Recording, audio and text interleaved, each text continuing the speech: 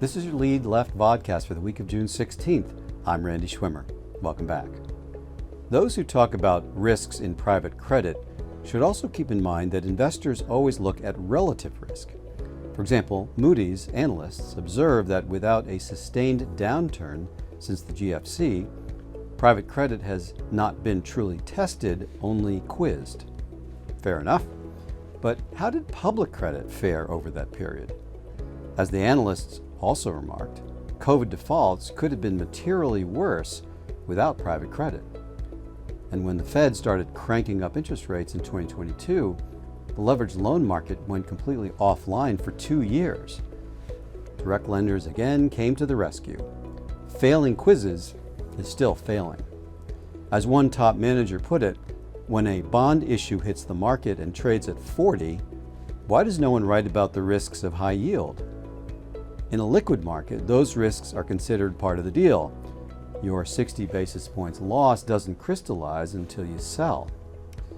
For middle market loans, there's no true trading market. While that stabilizes valuations, it demands a different perspective on recoveries from investors. Direct lending workouts require close relationships between the lender and the borrower, and, as importantly, among lenders.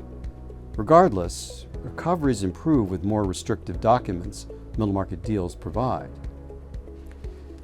Liquidity and transparency in private credit is likely to increase over time, but the traditional middle market is fundamentally different than public credit in those aspects.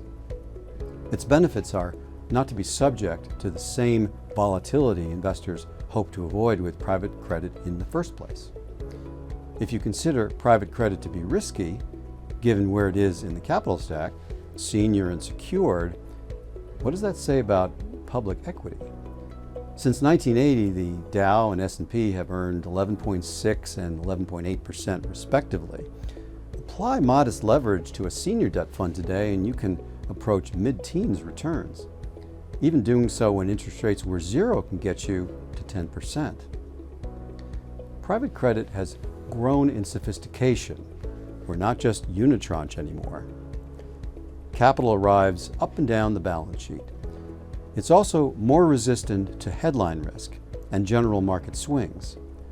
When liquid loans trade down amid volatility, it's a challenge setting primary issuance terms. Pricing on panicked capital is not optimal under those conditions. Convergence is a two-edged sword. At the upper end of the market, private credit looks more like publics.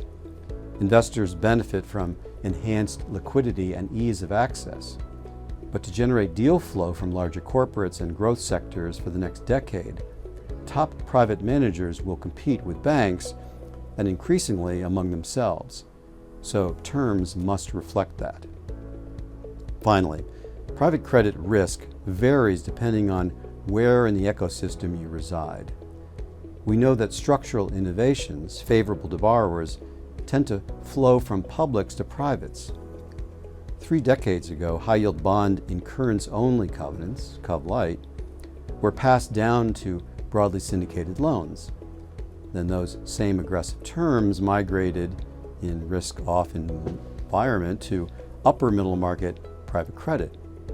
Great for borrowers, but for credit investors, not so much. Great for borrowers and investors here at the Lead Left.